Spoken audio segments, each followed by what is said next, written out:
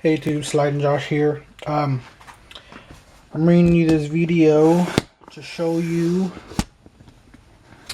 a body that I'm going to be doing with an OEM Nissan color. I've already done a lot of the work ahead of time, but I'm going to show you what I used. I got from the customer, a real good friend of mine, PBG.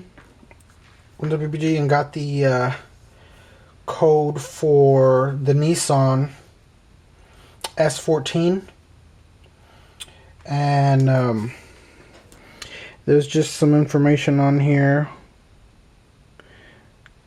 about the paint. For the paint code, just let me know. And basically what we did is we reduced it, put it in a mixer. I reduced it about 1 to 2.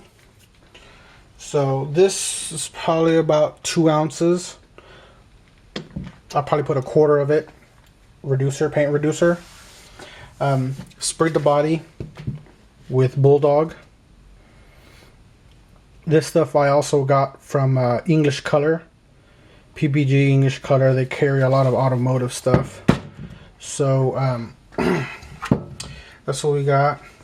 And I already did a bumper, so here's a bumper. S14 front bumper. It's like a champagne color. This is the rear bumper. And so reduced it because the paint is very, very thick to begin with. So reduced it with reducer or thinner. Any kind of reducer for lacquer thinner. For lacquer paint. That would work as well. But, you know, I'm using the reducer that I would get from like English Color, PPG, something from the body shop. If you have someone who works at a body shop, get them to give you like an ounce or two. You won't use all of it, but get them to give you some of that, and just mix it very well. It's real thick. It won't come out of your paintbrush, especially if your paintbrush that you're using is like 0.03. And if you're using the airbrush and you're not backing out the needle at all, it'll spray for the first, I don't know, 30 seconds, 1 minute, 10, 15 minutes. It just depends on your air pressure and how well cleaned your airbrush is. After that, paint starts to harden inside of the paintbrush and will not like to spray. So then what you'll have to do is back out your needle to let some of the paint come out. If not, you can adjust your air pressure. I have mine at in between, 60, 70, 75. It regulates. When I hit the trigger, it goes down. So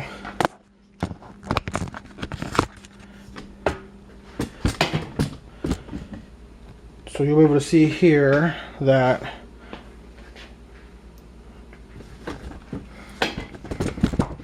if you notice that your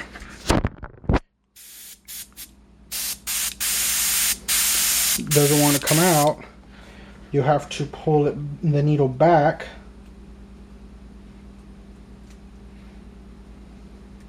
in order to let it come out.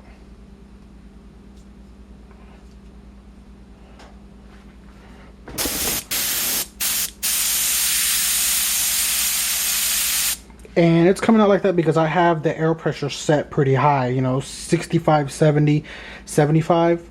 Really, when you're airbrushing, even when you're using like Parma and a bunch of the other stuff that I use, I don't go that high. I spray like at 40 to 45. So this stuff's pretty thick depending on how much you reduce it. I still left it kind of thick. I don't want to reduce it too much. If I reduce it too much, then I'll have to shoot the body with like 7 or 8 coats, because as you reduce it, the paint gets thin.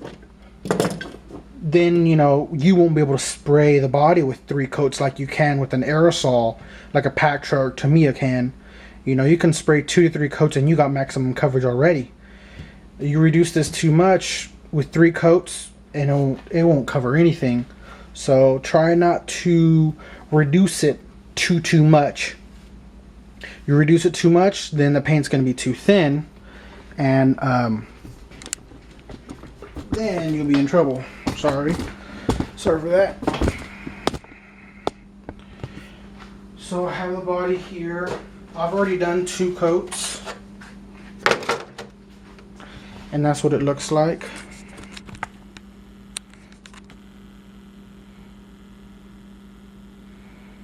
Sorry, my camera kind of sucks here. It's real dark in here except for my little work area. So yeah, and that's pretty much the color. And that's like 2 coats. So because I reduced it a lot, it's very thin. You can see how it's real thin there. So I still got probably 3 or 4 more coats to do because I reduced it thin. I didn't want my airbrush to clog up, so that's why I reduced it thin. So, but that's all right. If I'm gonna, you know, hit it with 6 coats, that's fine with me. It won't be too bad. So stay tuned, and we'll get this done and get some real nice video and shots of this outside.